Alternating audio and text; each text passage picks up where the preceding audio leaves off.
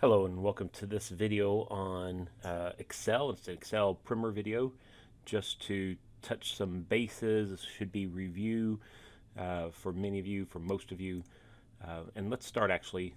This file is available, the Excel primer file should be available to you on Blackboard. And it's got 3 tabs across the bottom, but I'm going to click the plus button here and add a new sheet just to remind you of the basics of Excel, and then I'm going to look at those 3 sheets. These tabs can be moved. The sheet 1 tab can be moved to the beginning or to the end or wherever you want it to be. You can also right click on the tab and rename the tab. Whatever name you want to give those tabs. And in this, there's a zoom or a view at the bottom. I'm going to make it 200% so that I can see the rows and columns better. So the most basic thing to remember about Excel, and I know this is review, and that's okay, so I'll go quickly, is that Excel has columns that are lettered with labels A, B, C, just like the song, and it has rows that are numbered 1, 2, 3, just like a ruler, and the columns and rows intersect in a cell. And cells are named by the column name C and the row name 5, and it even shows you the cell that you have selected here in the name box window. Now in these cells you can do 3 things. You can type labels. This is descriptive text. You can type numbers. So 10 hours worked at $10 an hour. And then, so that's labels that are descriptive and data that is just numbers. The third thing you can do is formulas and functions. So maybe 4 things, but formulas and functions are similar in that Excel does the work, not you. So I could do this math in my head. 10 hours at $10 an hour, I know that's going to be 100 hours, or $100. But I want Excel to do this for me. And to get Excel to do the work, you type an equal sign. That tells Excel that you're doing a formula or a function. A formula, you type the formula by hand. So I want to do 10 times 10. But I don't want this to be 10. I want it to be whatever the value is in cell D5. So if I click that, Excel is smart enough to know that I want D5. And then times, and we use an asterisk for times, D6. Now I could have typed in D5 times D6, or I can click on the cells, and Excel will type the D5 and the D6 for me.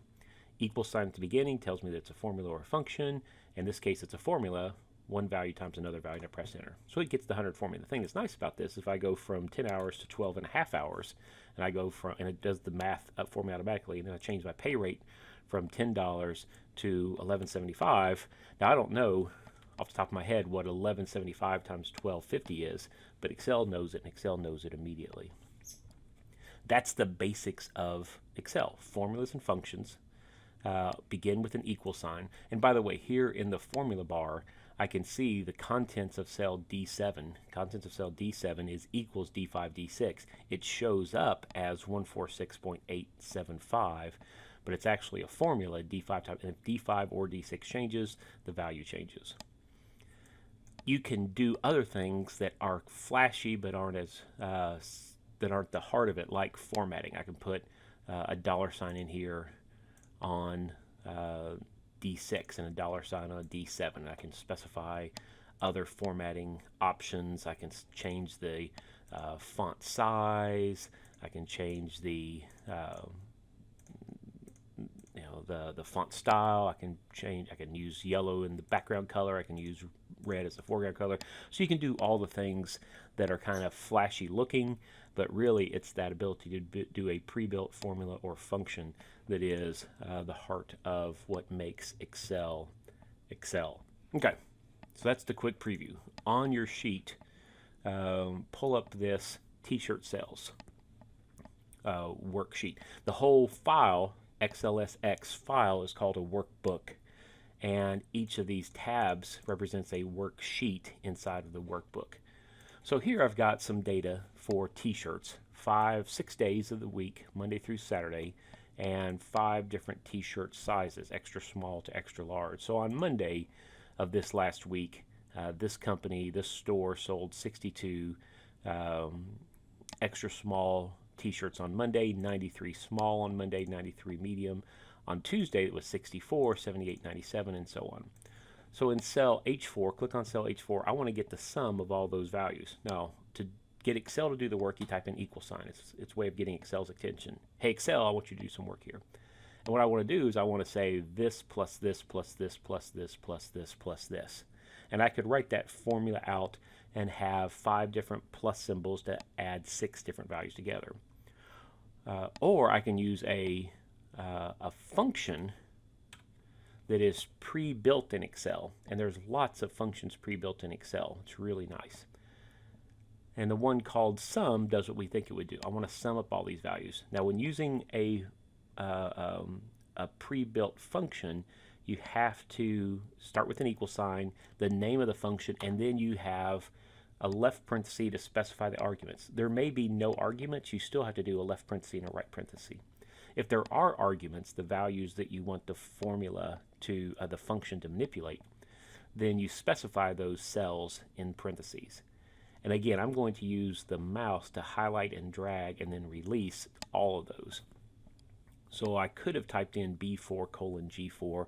A colon specifies the upper left and lower right cells in a range of cells.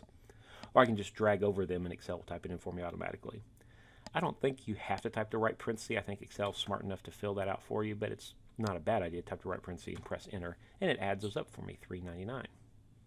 Now what's nice about this, again, is if 62 becomes 63, then $3.99 becomes 400. So this is being calculated in real time. Now I want to copy this formula here, here, here, and here. I can do that by using this lower right-hand corner of the cell that has the formula that I want, the function that I want. And I can do a drag to fill all those. So that is the sum of those cells, and that is the sum of those cells. What I'm doing is I'm clicking on any given cell, and I can see the actual formula contents or function contents, and then the escape key to go back to get out of this edit mode, back in the normal mode. The other thing you can do, if you don't remember the escape key, just click. Oops, no, so that didn't work. I clicked on another cell there. Escape key. The escape key is what you want to use to get out of edit mode. Same thing here. I want to do the sum of these cells. Right parenthesis to close, and it does the math for me. If 63 becomes 64, then 348 becomes 349, and 400 becomes 401. The formula that contains, the cell that contains the formula, grab the fill handle in the lower right hand corner and drag it across to, oops, I didn't get it all the way across, drag it across to Saturday. Now to get the this weekly total here, again, I could say the sum, and I have some choices of what I'm going to sum in this case. I could sum everything in yellow, and that'll give me a value of 2635. I could also say the sum of all the totals for the shirt sizes, and that gives me 2635. Or I could say the sum of all the daily sales, and in all those cases I'm going to get 2635. I don't like that black font on dark red background, so I can change that by going up here into the Home tab, the font group, and change the fill color, the font color, to be white or yellow or whatever I wanted that to be. Actually, I'm going to use yellow, kind of like that. What about calculating the percents? So if I want to calculate the percent is the small divided by the whole, like the instance divided by the total. So I could say equals to get Excel to do the work for me. And I want to be 401 divided by this larger value. Okay. And I enter that and I get 0.15218216, which is a decimal equivalent of 15.218216%.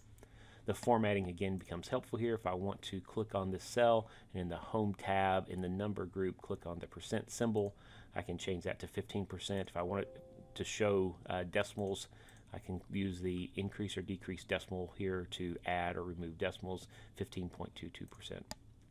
Now something interesting happens. If I take this formula and I try to do my copy and I drag this down to copy, it doesn't work.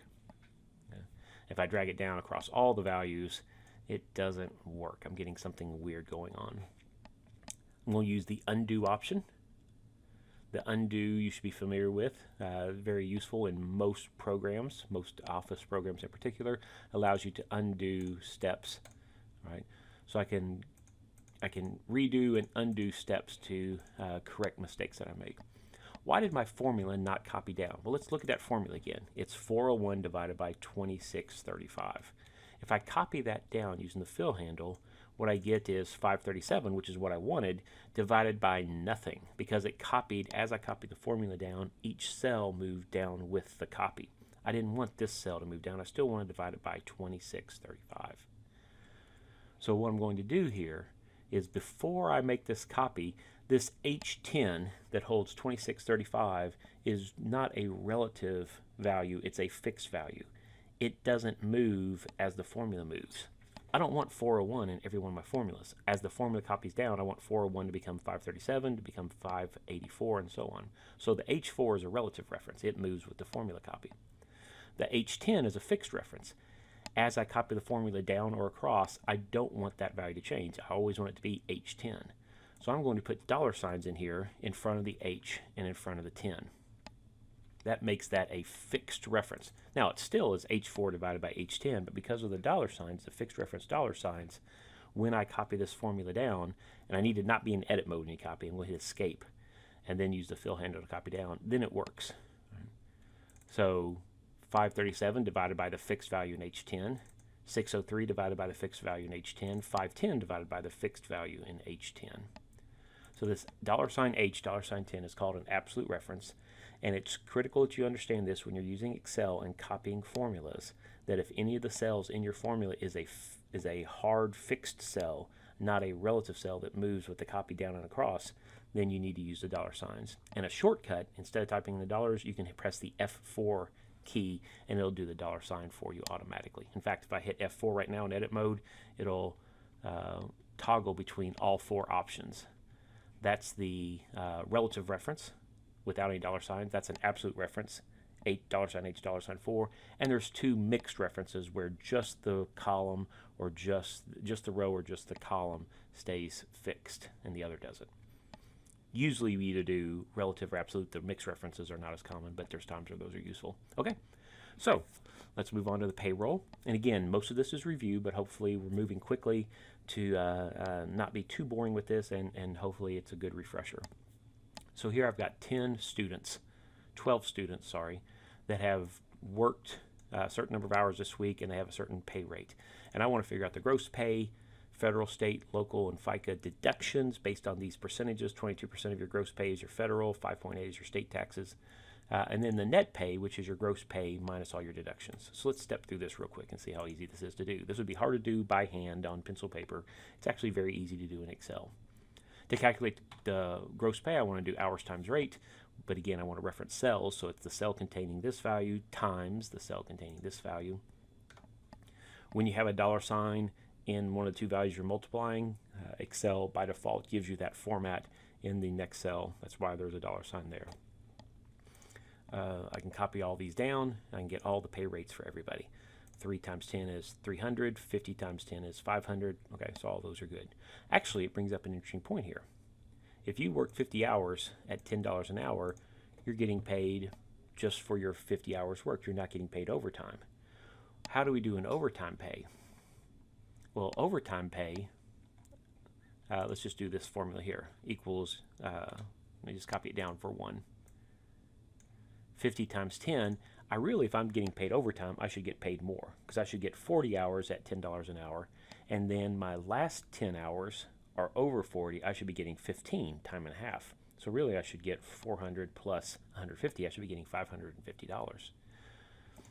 So this formula, I'll double click it to put it in edit mode, C7 times D7, that doesn't really work for overtime pay. For overtime pay, I really need to say 40 times 10 plus C7 minus 40 times that times 1.5.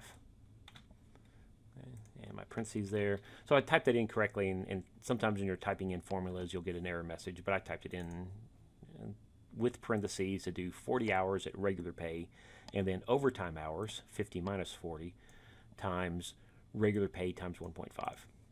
So that ends up giving me the correct value of 550. And if I had worked 51 hours, then that's going to add not $10, but $11. So 550 is going to become 65. It added 11, not $10 there. Okay.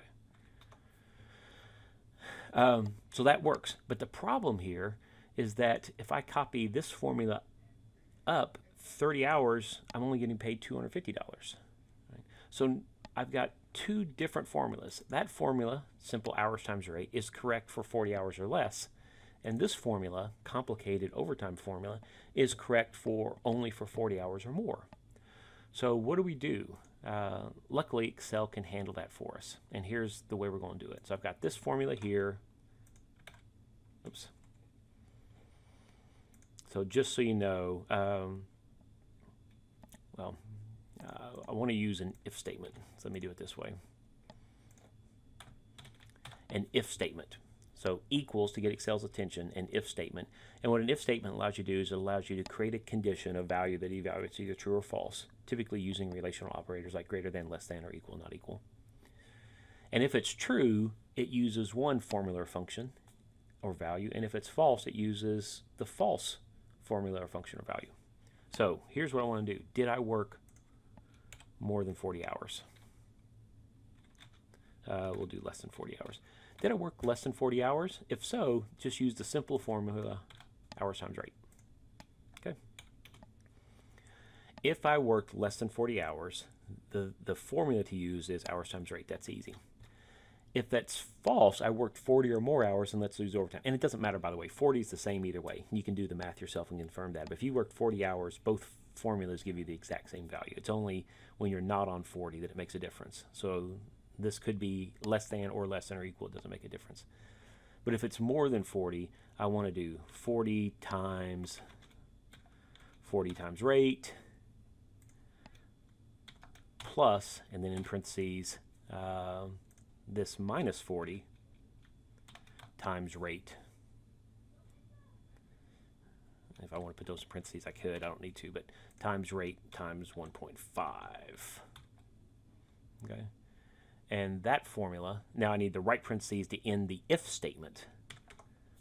And I get 300 for 30 times 10. I get 550 for 50 times 10. And it works all the way down. I can copy that all the way down. It works for all. At the bottom, 30 times 10, 50 times 10, and all those other values, which are not easy to eyeball check, all those values are correct. So that's the value of an if statement. It allows you to make a decision and choose between formulas or functions. Federal tax is 22% of this value. So it's this value times this value. Right? So 22% of 300 is 66, and that makes sense. 20% would be, 10% would be 30.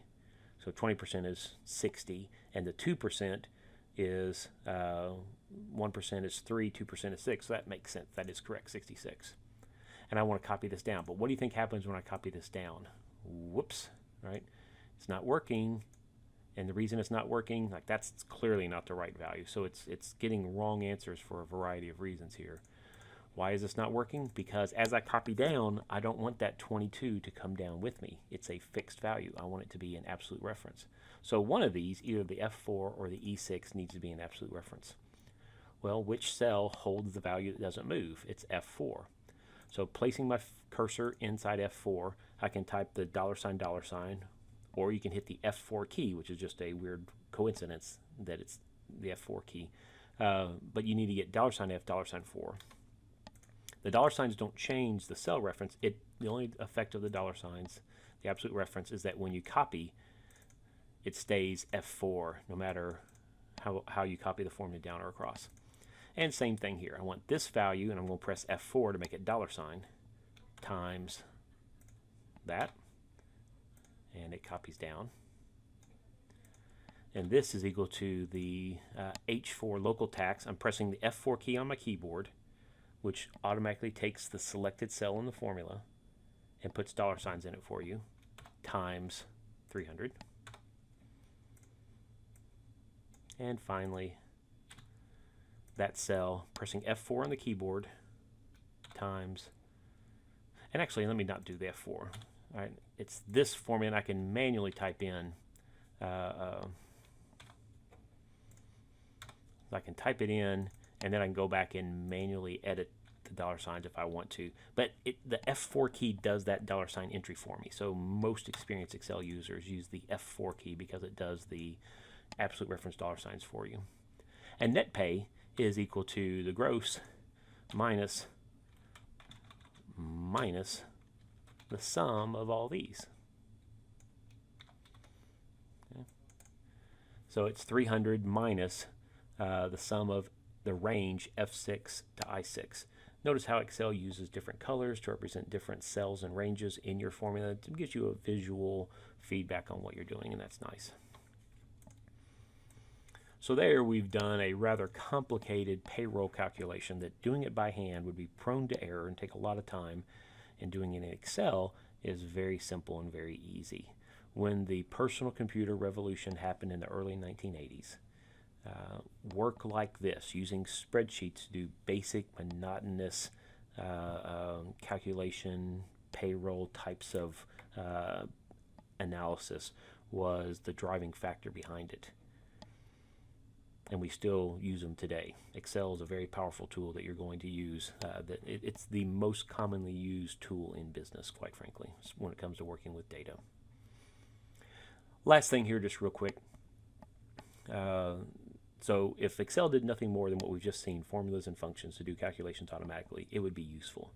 But it does even more than that. So here we see the data where somebody opened up a bag of M&Ms, and they not only counted how many red and orange and yellow there were in the bag of M&Ms, but they weighed them on a gram scale. So we see that these are less than 1 gram each. That one happened to be over a gram in size, and that one was over a gram size. But they're really close to a gram of weight for each M&M. We've got all the reds, we've got all the oranges and yellows and blues. And I can use Excel to do some math on this. I can, for example, count how many there are in the red column. And I'm going to do something interesting here. So I can count these values, and it tells me that there are 9. 1, 2, 3, 4, 5, 6, 7, 8, 9. If I copy that formula over, I get 7 there. That's correct. But interesting, if I copy it one more time, I only get 9. And there's clearly 1, 2, 3, 4, 5, 6, 7, 8, 9, 10, 11, 12, 13. What's wrong with that? Well, when I copied the formula over, notice that it's only copying the range that I had selected originally. So let me undo, and go back to this formula and copy it all the way down to the count. So even though I've got some white space in there, that's okay. Count is smart enough to ignore white space. And now when I copy that over, it gets all my values, 7, 13, 15, 3, and 5. And if I wanted to use other functions, I could use the average function, figure out the average weight of each of these, or any number of things. But I wanted to get these totals here because I want to show you something else that Excel does that's really neat. Excel, as useful as it is to be able to do formulas and functions, to do monotonous repetitive work automatically for you and accurately, Excel also has this really neat function of being able to do charts and graphs. So I'm going to highlight the labels, red, orange, yellow, brown, green, blue. And then I'm going to hold the control key and do a multi-select to where I have 2 ranges selected at the same time. Red, orange, yellow, brown, green, blue, and 9, 7, 13, 15, 3, and 5. And with both of those selected at the same time, I'm going to go to the Insert tab, and I'm going to say Recommended Charts. I'm going to insert a chart.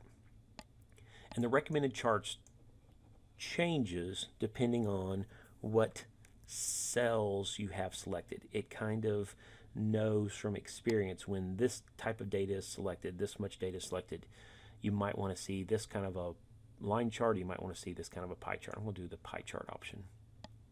If you go under all charts, I didn't hit OK, it would insert chart, but just so you can know, if I go under, let me just hit OK, and then there's that pie chart. And you can resize it, and you can change colors on it. With those 2 selected, do it again. It's real easy. Under recommended charts, I can go under all charts. You can see all the various column charts, all the various line charts, all the various pie charts, and so on. And I like this 3D pie chart. And this chart is really neat looking, and it's really easy to edit these values. Just click on it and say M&M distribution, bag distribution, bad contents distribution. And I've got this chart. I'm going to make it a little bigger here, which is really easy to do. Right? Trying to build this graphic yourself would be extremely difficult, but it's really, really easy to do in Excel. And I'm going to take this here and make it a larger font. I have some formatting options in this window here as well. I'm going to close that back up. I don't need to use that just yet. Here's my my legend at the bottom, and notice that that's my pie slice. If you select the chart once, the whole chart, you can see these little handles all the way around the chart, the whole chart selected. Let me make this smaller. It's actually easier when it's smaller. Believe it or not, that was actually being so big it wasn't easy on the eyes. So when I select the pie chart, every spot on the chart has a selected. And when the whole thing's selected, I could single select just this slice. There's only 3 highlighted parts just for this blue slice. And I can look at the legend and see that the blue slice is the red M&Ms. Well, that's not super intuitive. And this slice is the orange M&Ms, and this is the yellow M&Ms. So to make this even better, I'm going to take a single slice, and again, make sure that only one slice is highlighted with the little handles, not the whole thing, and right-click and say, change the fill color to be, well, red. So my red, and I see in my legend, my red is red. And I'm going to right-click on this one and make orange, orange. And I'm going to right-click on this one, and I'm going to make yellow, yellow. And I'm looking at my legend here at the bottom, and that makes sense. Red is red, orange is orange, yellow is yellow. This one should be brown. I don't know what the best brown color is. That's kind of brown. This one should be blue. Do I want to use a light blue? Do I want to use a dark blue? What kind of blue do I want to use? I'm going to use a darker blue, I think. And this last color is the green. I'm going to use a darker green. So now my pie slice, the colors of the slices in my pie look like the colors that they're reflecting in the legend. And that was really easy to create in Excel. Go back to our t-shirt chart. Let me do it again. So I'm going to select Monday through Saturday and the data for Monday through Saturday. Insert, recommended charts, and I get different recommended charts here because I have a different type of data selected. Do I want a line chart, which is really good for showing trends over time, or do I want to do a bar chart, which is side-by-side comparison? That makes more sense in this case. Actually, either one makes sense because we are talking about time, Monday, Tuesday, Wednesday, Thursday. So I'll do the time. I like the bar chart. And when the chart is selected, the chart tools option pops up, and there's actually a large number of commonly used chart styles that you can find the one that you kind of like here. Okay. So I'm going to take this one right there. I don't like that one. Okay, I like that one. And if I wanted to modify this even further, I can go over to the chart elements and I can change the axis to be the axis title. If I want to change here it just says axis title, I'm going to take this from axis title to be days of the week, in case somebody didn't know that Monday, Tuesday, Wednesday, Thursday, Friday, and Saturday were days of the week. You can make those labels be whatever you want them to be, and so on. Series 1, Series 2, Series 3, Series 4. Why did it say that? Because I didn't highlight. Let's do this again. I'm going to just delete that. It's super easy to create our charts. I'm going to highlight again, including both Monday through Saturday and the shirt sizes. Insert a recommended chart, all charts on my line chart options, line column options. Here's a 3D version of it. And because this time I highlighted days of the week and shirt sizes, then I have both days of the week and shirt sizes in my legends there. So it's super easy to create, super easy to modify, resize, it automatically redraws it. And one of the best things about this is as you have a chart, you can do a copy paste. So I can right click and copy this. I can pull up Microsoft Word or some other tool. And with Microsoft Word opened, I can just do a paste in here. Now you have a couple options on pasting. Typically when you paste, I recommend that you paste as a picture. But you can also paste it as a link to the file. And one of the interesting things about that is if you change the data in the chart, it'll actually update it in your document. So you rarely want to do that. You almost always want to paste as a picture. But the nice thing about doing this is below is the weekly t-shirt sales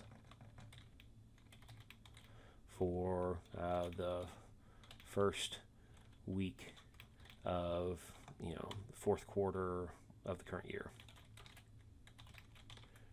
Okay. This data shows or suggests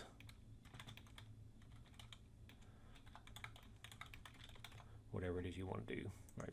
So you can have nice looking charts in your reports that you're creating by building the chart in Excel and pasting it into Word, or pasting it into a PowerPoint presentation for that matter, just by doing a simple copy paste.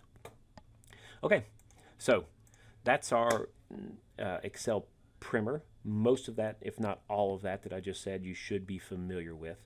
But if you weren't, hopefully you learned some things that were good, and if you were familiar with it, hopefully it was a good refresher.